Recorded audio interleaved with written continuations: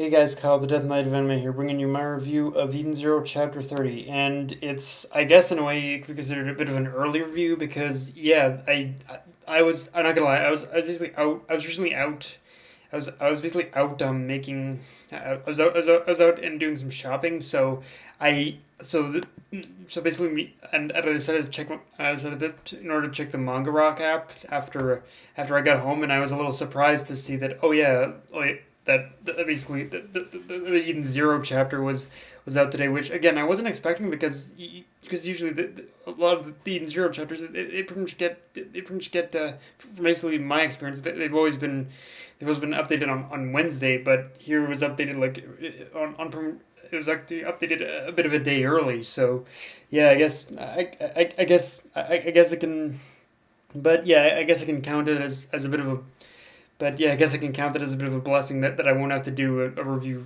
that I won't have to do any kind of review tomorrow, pretty much. So, but yeah, so I guess kind of my lucky stars on that one. But yeah, but now that I know it's here, let's jump into the review. Like I said, this is Eden Zero Chapter 3, and okay, so the chapter really took a bit of a 180 with the whole with how Mashima with basically how Mashima decided to set up the whole mission in order to get Hermit in order to join in order to join the Eden Zero crew, compared to how I thought it was going to go. But in many respects, that's actually a good thing, because a lot of this chapter was loaded with exposition about Hermit's consciousness being trapped in being trapped in pretty much inside in pretty much inside inside the planet of Italis, which of course is a setup for the characters to jump into basically the game of Rogue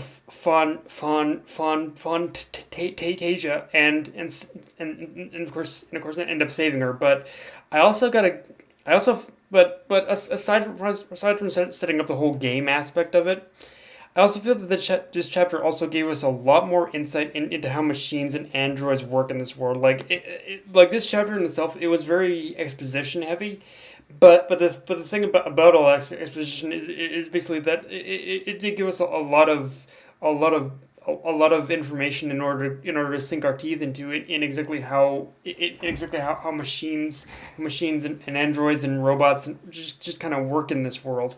And I'm really kind of, and if there's one thing I will say that I think was kind of lacking a little bit in previous arcs, maybe is that I feel that machines are always the thing that's kind of being pushed to the side in Eden Zero. It's never like any kind of a focus. So it was good to have a little bit more of this of this backstory to it, and pretty much especially if like I said, that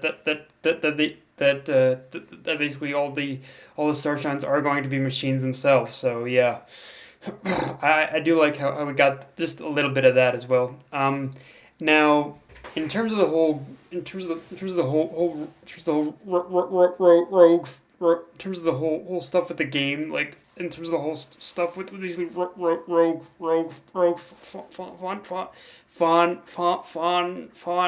Fantasia part of this chapter, I'm not gonna lie, I'm actually the one thing about the rogue of the one thing about the game part of this chapter is that I'm actually kind of intrigued to see Mashima, in order to see what Mashima could do in order to when it comes to tackling a video game arc in one of his series. I mean, I'm still early into Rave Master, so I don't know if he did a video game arc in that series. But yeah, I'm curious to see what he'll basically do with this setup, especially with someone like me who's basically a bit of a veteran of World of Warcraft myself. So yeah, as someone who's a gamer himself, I'm kind of curious about what he's gonna do with this arc for sure. And although after this arc, I'm kind of wondering if Mashima and pretty much Tagashi are like video game pals at all, because I'm already like we're with like with this chapter, it just kind of set up with basically how the main characters were gonna get into the game itself. But already just in that brief moment, I'm already kind of getting a couple mixed vibes of the Greed Island arc, and the virtual world and the virtual world arc in the virtual world arc from pretty much the Yu-Gi-Oh anime. So yeah, I'm kind of curious. So yeah, I'm kind of overall though. Yeah, I'm just kind of curious as to what angle that Mashima is going to take this particular video game arc or whatnot. But yeah, I assume that, but because yeah, well, I don't. I think this is going to be one of the first times that we see Mashima actually digging his heels into like a video game kind of content. So hey, although so yeah, I'm open for it for sure. Um, Also, with the main cast in the game now, the one thing I'm most curious about with this arc though is what exactly is it that caused is it that basically caused Hermit in order to shut down to begin with, and if it's some and also with our heroes in the game as well, if it's because from what we know, it seems that Hermit ended up shutting down after she pretty much logged after she logged into the game itself. So what happened to Hermit? Is this going to be something that basically our heroes are going to have to worry about as well? Because I'm not gonna lie, with this chapter, like I am excited with the prospect of them entering this whole video game world of rogue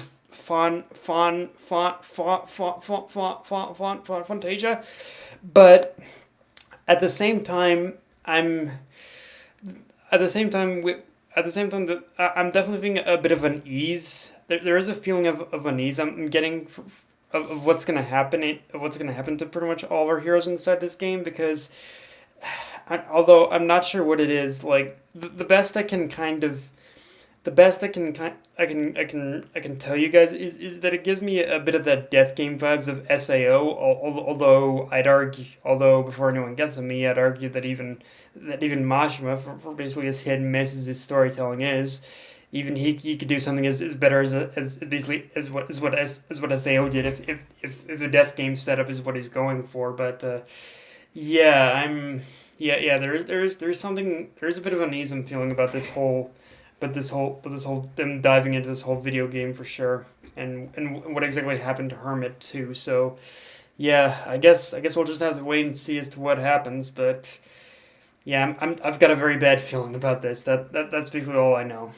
Um, and okay, so there were two moments that within the chapter that made me bust out laughing. The first is when Shiki was basically picking his avatar, and Mashima was using that opportunity in order to play Patriot to basically Ichiya, Ichiya, and of course me and Elfman, Ichiya, Elfman, and I think it was Mira, pretty much. Like I was getting the vibe of his old fairy tale characters in that one, like the Ichiya, Mira, and Elfman. Like I just loved the tribute he was playing to basically these three characters, and it was funny to see. It was especially funny to see It was especially funny, of course, to see pretty much Shiki as Ichiya. Like that shit had me rolling on the floor. Like Ichiya has always been a troll. And it's always been as as as Urza would put it, a little bit of a troll. So yeah, just seeing Shiki in Elf in Ichiya form is just funny. Um, the other part and the other part is where we see that prince looking dude pretty much show up, and is the other part that made me laugh is where Rebecca was the first to log in, and we see that princely looking dude pretty much show up in front of her on top of that like frog rabbit thing, and I'm not gonna lie, I laughed a lot during reading this reading the back half of this chapter. But I'll laugh like a fucking hyena if you learn next chapter that pretty much that prince looking dude is basically Shiki's avatar. Although I'm not, and I'll still laugh either way though. But if that guy isn't Shiki, then the other real possibility is that just pretty much based on the similarities that I basically saw of their appearances, I think this princely guy he possibly could he more than likely is Justice too. Like you guys like he's the guy from the Interstellar Union Army, and if that is Justice, then that just raises the bigger question of what is the Interstellar Union Army even doing inside even doing in pretty much in the game of Rogue Fantasia, unless unless Drac and Joe is here as well. Like if like honestly, if Drac and Joe is here as well, I think that would be almost a perfect setup. In it, I think this is almost the perfect time in order to bring him in and just kind of get an idea of what exactly makes him like one of the most feared criminals that even the Interstellar Union Army seems to be a little bit afraid of him. But yeah, if that guy is Justice, then it would definitely be interesting in order to see in order to see in order to see the Universal Union Army and Shiki's group team up in order to take on Drac and Joe if he does make an appearance. Which, if again, I yeah, I'm curious as to where this is. Yeah, but again, this is all speculation on my part, and it really just kind of depends on where Mashima goes with who this guy is for sure. But yeah, guys, that's my review. If you enjoyed the video, like, comment, subscribe. Follow me on Twitter, Facebook, and list to Crunchyroll. Dead Knight of Anime, signing off. Later, guys.